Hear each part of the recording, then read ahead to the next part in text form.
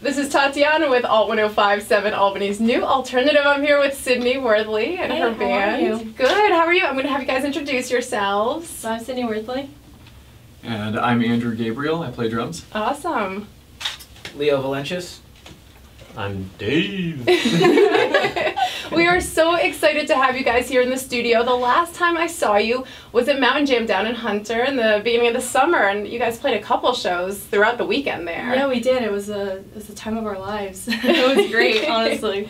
Yeah, and so I was able to do a short little interview there. If people want to find that, you can find it at our YouTube page, Alt 105.7 Albany. But I'm glad to have you here to be able to talk with you a little bit more, hear about the music, and get to know you guys a little bit better as people. Yeah. Now, Mountain Jam, Sydney, you played Mountain Jam this year, and I know in the past you've played Tulip Fest as well, right here in Albany, right? Yeah.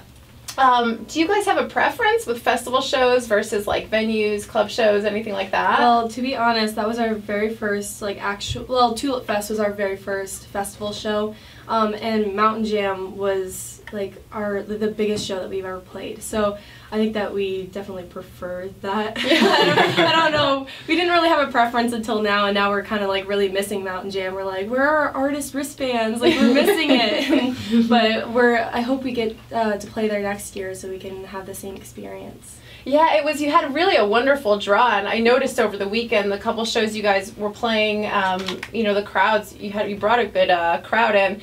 And so it's funny you brought up the wristbands, because one of the things that artists I talk to love is having little keepsakes. You know, some artists I know keep their badges from tours and they frame them, some keep the wristbands. Are there any little keepsakes you guys have so far from performing? The artist wristbands, definitely. I kept mine on for like 2-3 weeks afterwards. It was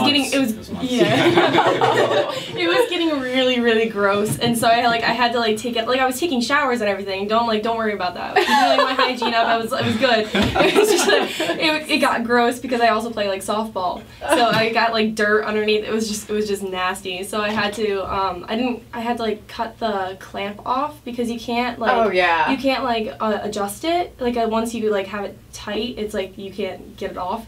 And so I didn't want to cut it, so I had to like I don't know, my dad helped me. It was like put the little plastic clamp. Yeah. Well, that's what dads are for, right? Yeah, I know, right? So it's hanging on my wall. Speaking of that clamp, when we got there, I put mine on and I tightened it because our artist ambassador, Elise, she was awesome, by the way, she put it on each of us, but she put it on really loosely, and I thought, oh, this is going to be obnoxious, playing drums and stuff, so I tightened it up thinking, oh, I'll loosen it later. Yeah. There's no loosening it, so I had to go back to her with my tail between my legs and have her cut it off and give me a new one. Oh, She's like, now don't touch it, so I made sure not to touch it. Right, you put it too tight, lose the circulation to your fingers or something. How about you guys, Leo, and any keepsakes you guys have? Bands, some stuff from first night in Saratoga. It's or a set list. I keep our set list from that's shows. awesome. Andrew always types out what show it is, so now you know. When you look back at it. I got a lock of Alt J's hair, the guitar player. Wow, is that serious? Oh, I was like, oh my god. Oh my god, that's hysterical.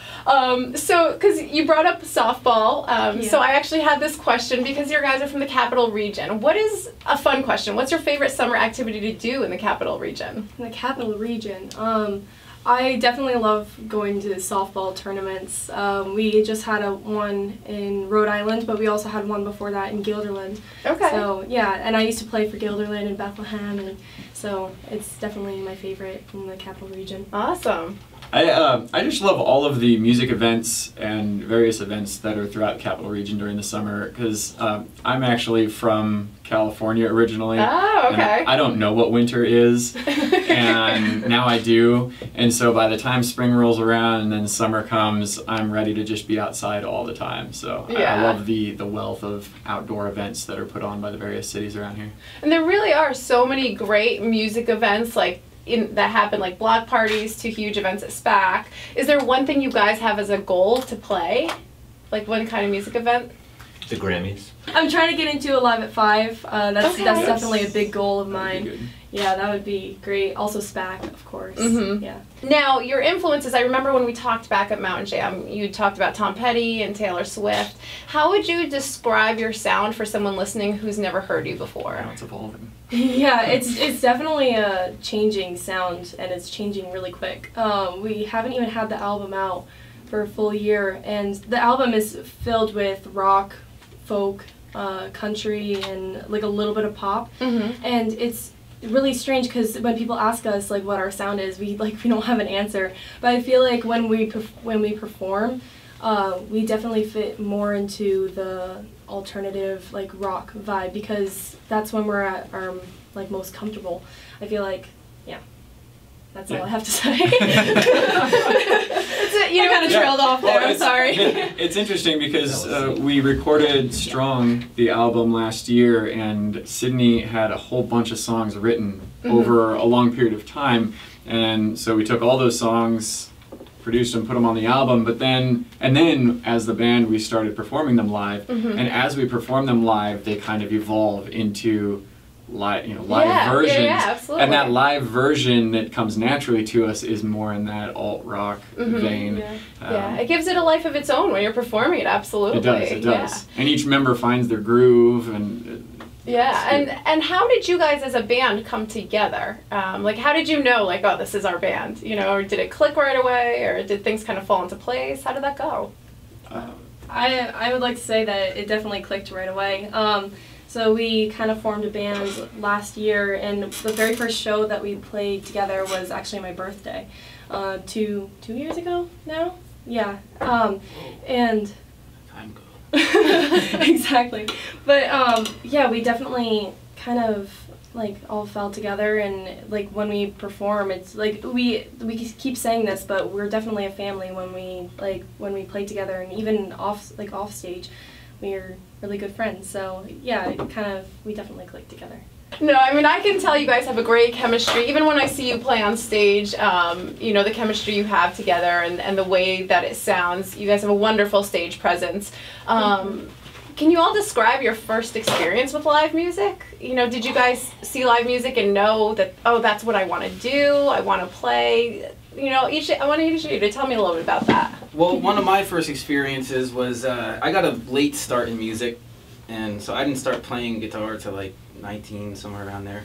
But I worked in this restaurant, and I saw this band called 3. It's headed by Joe Yeppard and stuff, and that was like really my first experience, like seeing live music, and watching them was like mind-blowing. And Joe Yeppard's such an amazing guitar player, and so after seeing a couple of those shows, I kind of really got into music, and that kind of like set the course and changed a lot of things for me. That's amazing that you just started at 19 and you're performing at the level you're at. I mean, that's really amazing. Don't let this hair fool you. he's an elf. Yeah. I think the first live music I saw was Smashing Pumpkins Oh, a long awesome. time ago. And I remember being very afraid of how loud it was going to be, and I just had this fear of this potential volume. But when they started playing, I was like, oh, this is really awesome. This has a great energy, and I loved the idea of everyone in this huge building, 10,000 people, whatever it was, all connected in the same moment around the same thing, the same piece of art. So it stuck with me. Mm-hmm. What a great first concert, Smashing Pumpkins. Yeah, Oh my awesome. gosh, yeah. My first concert was a punk rock band, The Casualties, and Oh. hardcore band Agnostic Front. I think they're actually from New York, Agnostic Front. And I was 16 probably, and that kicked off my punk rock era. I went to shows almost every night. I had this huge list with my friends of all the shows we went to, and we've seen hundreds of bands, and I was wearing my studded leather jacket and everything. That's awesome. And and that's what really got me into music. We loved the energy, and we wanted to recreate that. So I learned drums and started a band with my friends. This is back out in California, and that's what got me into drumming and music. And here you are. Yeah. So the first concert that I remember seeing was Brad Paisley. and I think it was the band Perry that opened for them. And I think he had like such a great like stage presence. And that's like when I realized that like, wow, I really want to pursue this. Because at the time, I think I was like 10. I think at the time I was already starting to play guitar, but I didn't know if I wanted to keep going with it. And I didn't know if I wanted to like do gigs or I just wanted to do open mics, if I wanted to write my own songs. I was kind of like in a place where of like not knowing. And after that, I was just like, yeah, I definitely want to do this. Like, I want to play at SPAC. I want to play for all these people. Like, I need to, like, I get over myself and like get over my fears of playing in front of people in order to get there, and I really enjoy it now. Now, you talked about Strong a little bit, your album that came out. Mm-hmm. Is there anything you guys have coming up or anything in the works right now that you're able to talk about? Yes, actually. We just finished demoing all of the songs so far. I have been still writing. I think it's about 18, 19 songs. We just finished demoing them yesterday. Oh, wow. And I think the next step, I think tomorrow we're actually going to kind of fine-tune them, and we're getting started on the next album. So yeah, stay tuned, I guess. Busy, that's good. Yeah. That's good. I'll be looking forward to it. How is the songwriting process? Is it something that you feel like, because some bands I talk to, it's really quick, you know, they sit down, they power through, get out a couple songs. You know, some people, the songwriting, the creative process is long and kind of like, this doesn't fit, this fits, or I think of a part here. How does it look like with you guys? Each song is actually, this is going to sound really corny, but each song is different. Mm-hmm. For certain songs, it's like, wow, we have an idea for this and we need to get it down. But some songs, it takes like the entire day to just like think of what we want to do with it. And even yesterday, we had a song where we kind of like stripped it down, and I just recorded vocals, and then Andrew added drums, and then we added bass and then guitar, and then like we kind of figure out, okay, this is what like we want for the sound of this song. But other songs, it's like it clicks immediately. For the song on Strong, that took forever. That was a very brutal song that we almost scrapped completely because it was three total revisions, overhauls. Yeah, in the studio we have like sets of like pieces of paper that have like the chords on it, like from when we were first like learning the songs, and for more, it's like the original version, the second version, and then the third version, like different chords and like different. It's crazy for that song, but I think that the majority, they're pretty quick to figure out, and then we perform them live, and we find out what our sound is for that song. So I want to do some fun questions so we can get to know you guys as people too, and not just, you know, musicians. So favorite guilty pleasure music. What is your favorite guilty pleasure music? Guilty pleasure music. Gangster rap for me, for sure. Katy Perry. Oh my gosh. I don't know. Oh, definitely. Oh, for like softball practices, we turn on like Hannah Montana, like early like 2000s bops. Like, oh my gosh, yes, that's my guilty pleasure. I'm like, that's our one decoration in the studio to know until we get your poster to hang up is a Miley Cyrus. Oh my gosh, the prime, yes. So now, Sydney, you can be up next to Miley Cyrus in our studio. That would be my dream, honestly. My childhood dream. How about you guys? Any guilty pleasure music? Leo? What? You pulled the microphone. I was going to say Hannah Montana is guilty enough for all of us. She covered it. Looking at us. Yeah, she does. She's staring at us. Yep. How about downtime when you guys, I know Sydney said you play softball, but like if you're doing shows, like what do you do with your downtime? What kind of fun things?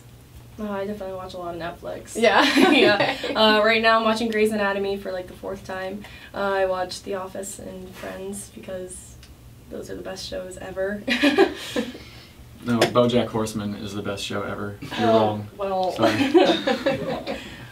How about you guys, any favorite sitcoms or downtime activities when you're playing to kind of help you? I don't really watch TV anymore. I play and write stuff. So you're kind of always in the music mindset. All right. I like to be in the woods sometimes. Oh, that's great. That's a good downtime. Bowling too. Bowling is good. Yeah. There's certainly around Albany a lot of that. Any kind of favorite outdoor spots around here in the capital region? I like Down by like Hunter, Tannersville area, those mountains down there, like there's a whole, you can just walk up the whole, it leads up to Catterskill and all up there. And then up in Lake George and up by like a little bit further north, like up by St. Regis, Lake Placid area, there's some really nice hiking spots up there too. Yep, yeah. Further away from people, the better. Well, For me, during shows, I seek entertainment from Leo directly. I think we all do. And at home, it's me, my wife, and my daughter, and that's my happy place. So Yeah. we're currently watching Dinosaur Train. I don't know if you're familiar with it. Very educational on dinosaurs. Nice. Has your And daughter trains? seen you And play? trains, Has she come to a show? I don't think she's come to. Yeah, she has. First Night Yeah, First Night Saratoga. Saratoga. Yeah. She saw it. She's really into it. We covered No Roots at Mountain Jam, and she watched that video like 10 times in a row. Oh. And she kept asking me, "Daddy, why does Sydney have no roots?" I said, "I don't know, hon. I don't know." So any last things you want our listeners to know about you guys, or you want to say at all? You know, about the band, or where can our listeners find more information on you guys if they're interested? We have, sorry, it's not working well with me today. SydneyWorthley.com. We have Instagram, which is just Sydney Worthley.